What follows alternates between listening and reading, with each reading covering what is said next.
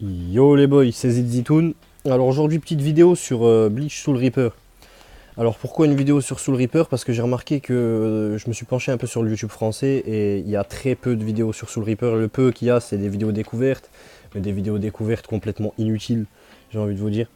Donc pareil, je vais vous donner des conseils ou surtout des erreurs à éviter que moi j'ai faites. Et voilà, donc on va commencer par les conseils de base que je donne quasiment dans tous les jeux. Économiser les Magatama et les orbes spirituels dans Soul Reaper quand vous commencez. Avancer dans le scénario en mode normal et en épique. Jusqu'au moment où vous soyez bloqué.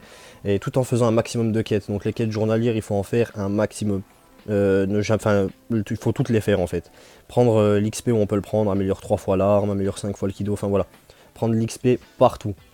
Récupérer récompenses d'inscription, connexion journalière, tout ça, voilà, à chaque fois que vous vous connectez, moi c'est un compte qui a 9 jours si je dis pas de bêtises, voilà. On récupère les récompenses, dans le classement on récupère les gains qui sont juste en bas à gauche.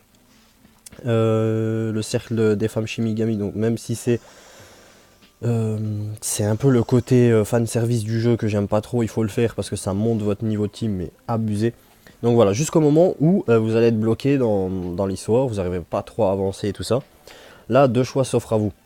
Soit le passer du côté cash shop, donc je vais donner des conseils pour ceux qui passent du côté cash shop, et soit rester dans le free to play. Et là, je vais donner des conseils pour ceux qui restent en free to play. Alors, dans le côté cash shop, on va prendre ça parce que c'est une alternative. On va pas se baser sur celle-là, hein. La plus importante, je pense, c'est le free to play. On n'est pas là pour faire la promotion du cash shop dans les jeux, quoi. Donc, avant de faire votre premier cash shop, ce qu'il faut regarder, alors, donc, de toute façon, l'événement, à partir du moment où vous allez mettre un billet dans le jeu, l'événement, après, vous allez avoir masse de choses à récupérer. Mais avant de mettre ce billet-là, donc on va faire comme ceci, hop là, on va aller dans les Magatama. Donc, comme vous voyez, là, en ce moment, c'est... normalement, c'est doublé. Donc, normalement, pour l'offre qui est à 49,99, qui équivaut à 54 euros et quelques, normalement, c'est 3000 Magatama plus 3300. Mais là, j'ai utilisé la tombola. Toujours utiliser la tombola qui est juste au-dessus, c'est le D là, pour multiplier le taux de. Enfin, pour multiplier le nombre de Magatama que vous allez recevoir en plus des 3000. Très important. Donc, au lieu de recevoir 3000 plus 3300 par exemple pour l'offre à 50, vous allez recevoir 3000 plus 15300 Magatama. C'est énorme pour le même prix. Donc, toujours faire attention. Chose que je n'ai pas faite. Heureusement, je ne l'ai pas faite sur l'offre à 19,99 qui est 21 euros, je crois. Ou 22, je sais plus. Donc voilà, chose à ne pas oublier, c'est la loterie. Et après, vous allez dans l'événement et vous allez avoir pas mal de choses à récupérer. Je pense pour à peine 20 euros. Vous récupérez déjà le Tensa Zangetsu, le Yamamoto Bankai, le Aizen Sele ou le Ishibe. Enfin, vous en récupérez au moins deux de tout cela, quoi. Donc ça, c'était pour cette partie cash up. La partie free to play. Alors, on va pas direct dans la loterie. Vous allez être tenté, voilà, vous avez économisé par exemple, je sais pas moi, vous avez 5500 Magatama, vous allez aller dans la loterie pour aller récupérer le Aizen ou le Saraki Kenpachi, peu importe. Moi je vous déconseille de faire ça, je vous conseille d'aller dans l'événement, d'aller regarder qu'est-ce que vous pourrez récupérer. Donc par exemple l'échange de moelle, vous échangez 1000, je crois que c'est 1800 Magatama contre 10 cristaux, je sais plus exactement le nom, que vous pourrez réchanger par la suite si je retrouve, voilà. Non, c'est pas ça. Non, c'est pas ça. Je vais retrouver. C'est compliqué. Voilà, c'est ici. Donc voilà, pour 10, vous récupérez en général. Moi, je reçois beaucoup. Enfin, c'est aléatoire, ça va entre 1, 50, 100. Généralement, moi, je reçois 36. Beaucoup de 36 fragments de personnages pour, euh, pour 1800 Magatama au final. Vous avez du Ishibe, vous avez du Aizen Sele, Tensa Zangetsu, Yamamoto Bankai, et c'est tout pour le moment. Regardez bien, donc épluchez bien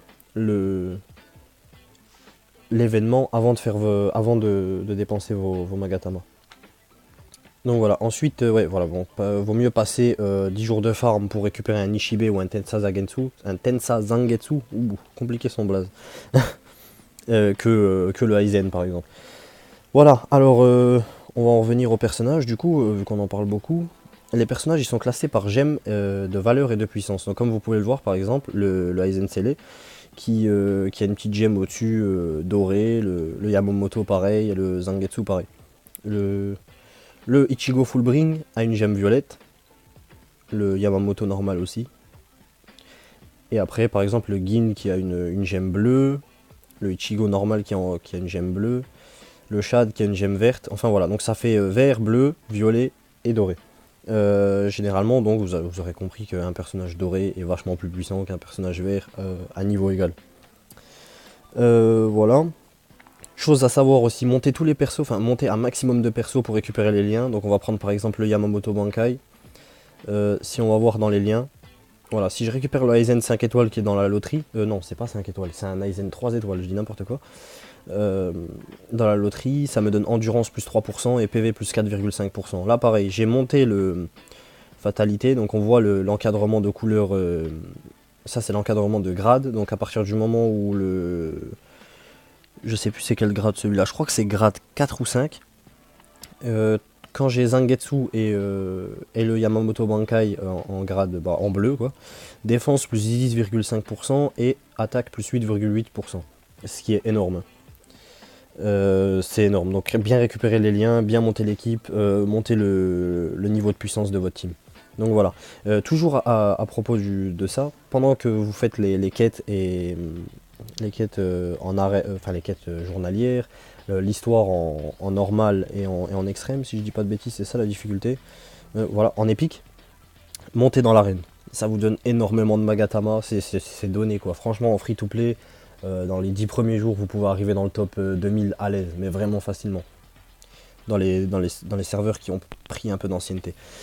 Donc ça, c'était pour parler de ça. Maintenant, on va parler personnages classés par gemme. Donc ça, je vous en ai parlé. Monter tous les persos pour avoir les liens, ça, j'en ai parlé. Voilà.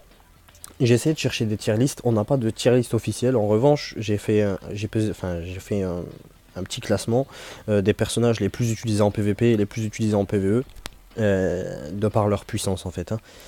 Donc, en PvP, le Aizen Scellé est ultra utilisé. C'est un personnage qui tape pas mal en full screen. Il est super intéressant. On a le Ichigo final qui est ici, il est sur la droite là. Le Ichigo final, ultra puissant en PvP. Le Ishibe aussi. Ishibe pareil, il tape quasiment tout le temps en full screen. Et le Tensa Zangetsu parce que c'est un personnage ultra complet. Il est aussi bon en PvP qu'en PvE. De toute façon on va passer du coup du côté PvE. Donc côté PvE Tensa Zangetsu, comme je l'ai dit. Le Ichigo Full Bring. Ultra important à savoir, c'est un personnage de base, mais c'est un des plus puissants en PvE. Il est aussi, on le retrouve aussi en PvP, donc c'est pour ça, c'est vraiment un excellent perso à ne surtout pas négliger. Il faut le monter. Full Bring, c'est à partir voilà, du gratis.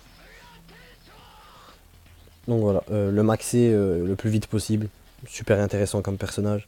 Il y a le Tensa Zangetsu, donc comme j'ai dit, et le Yamamoto Bankai. Alors toutes ces attaques sont en full screen, comme ça c'est fait. Ultra puissant en PvP.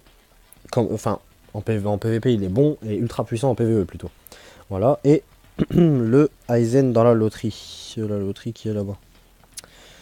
Le Aizen dans la loterie qui est pas mal non plus en PvE. Le Aizen maître. Voilà.